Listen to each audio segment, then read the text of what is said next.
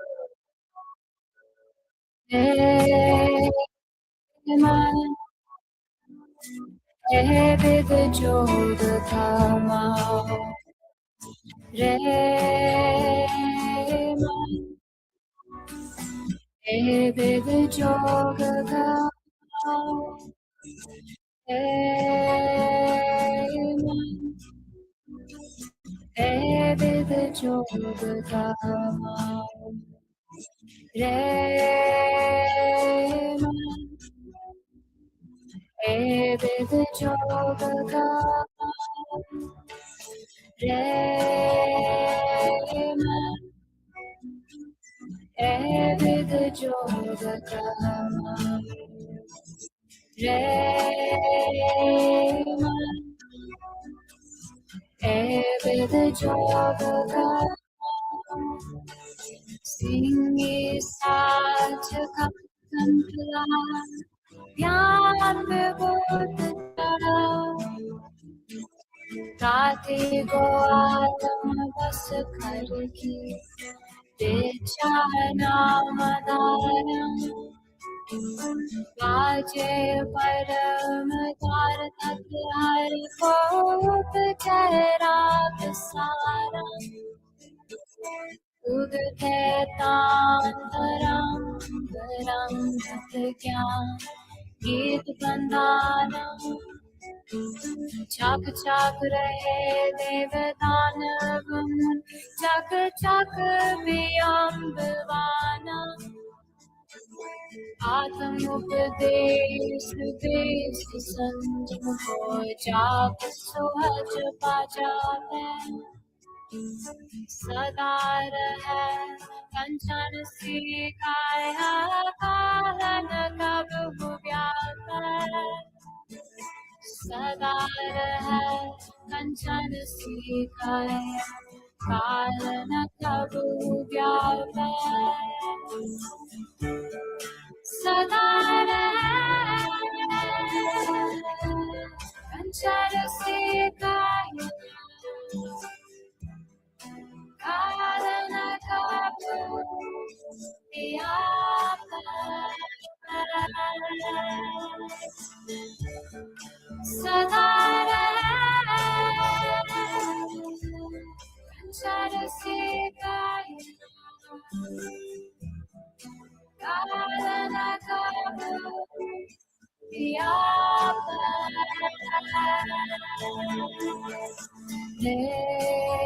Reman, Evid Joga Kamal, Reman,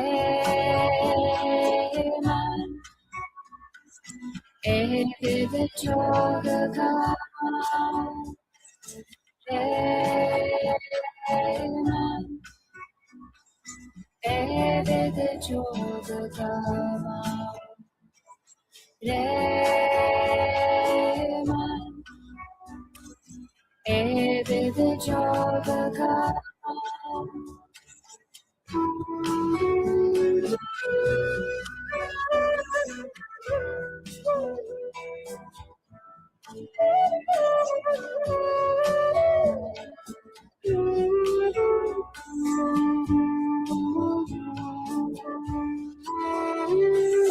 Singi Sacha Kapantala, Pyan Vibhut Tara, Rati Go Atam Bas Karki, Dechana Madaram, Vaje Param Dar Tatyar Kop Chera Visaram, Udte Tantaram Garam Gyan, Geet Bandanam, Chak Chak Rahe Devdanav, Chak Chak Viyam Bhavana, Atam Upadesh Desh Sanjam Ho Chak Suhaj Pajate, Sadar hai Kanchan Sikaya Kalan Kabhu Vyata, Sadar hai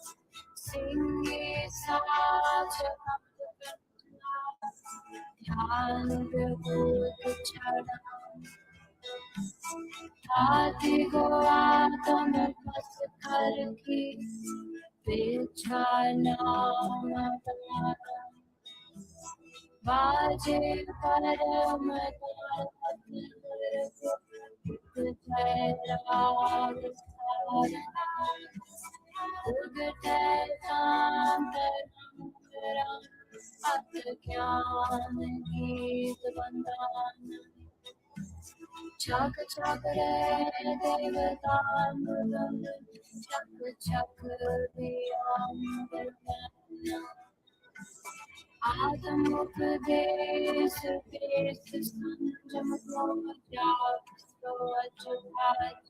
है सदा रहे कंचन की काया काल न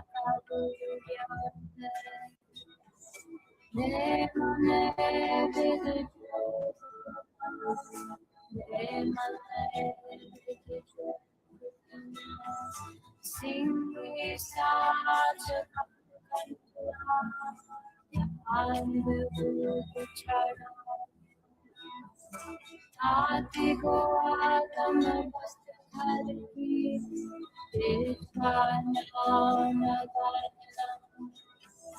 काजे परम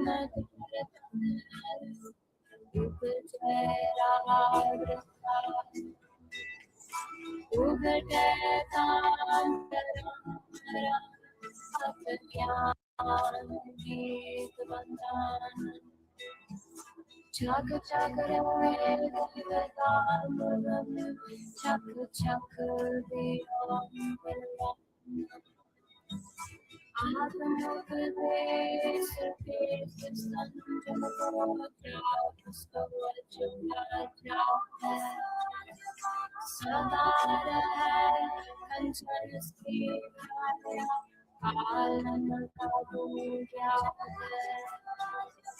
जय मन विद चोर जय मन विद चोर सिंह साज कप कंठा ध्यान छड़ा ताते गो आत्म बस कर नाम बाजे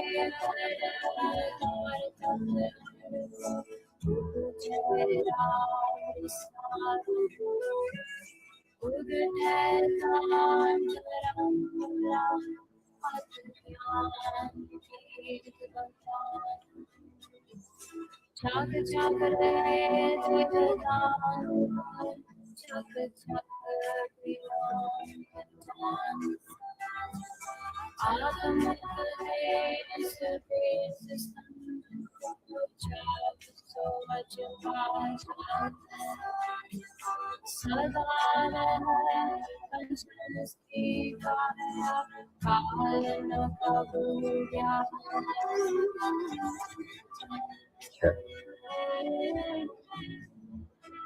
Yeah, so can you hear that? All right. So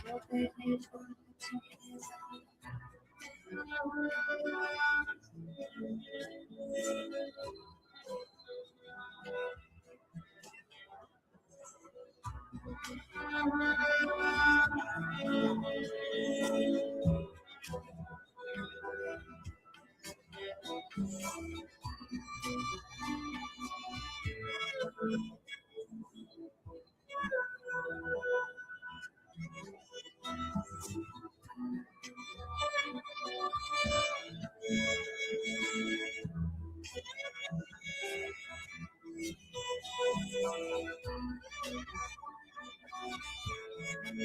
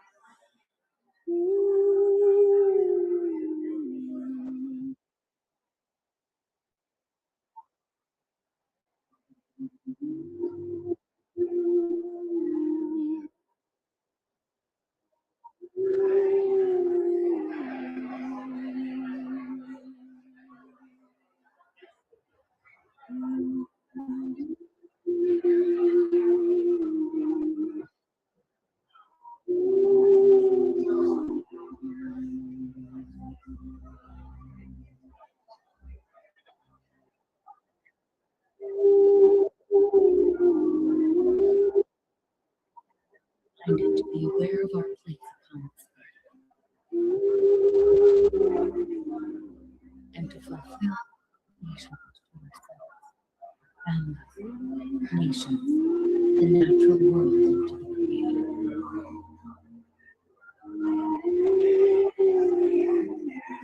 The words say, we are to awaken, stand up, become. Recognize that spirit world.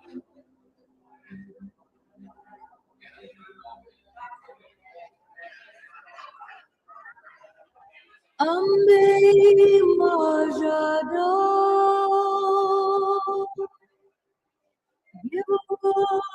Bidaba Inimume Gana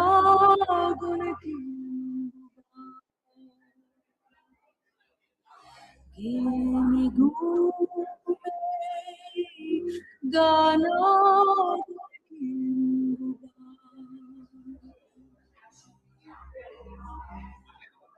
Ambe Majado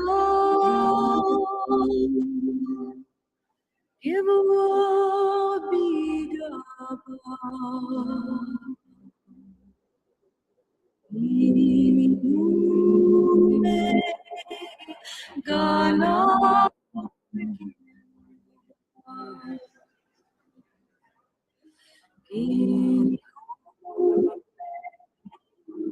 Gana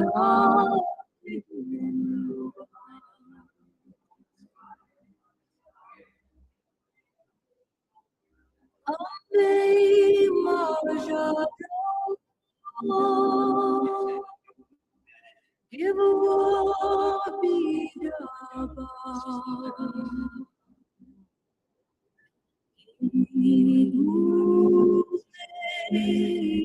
Gana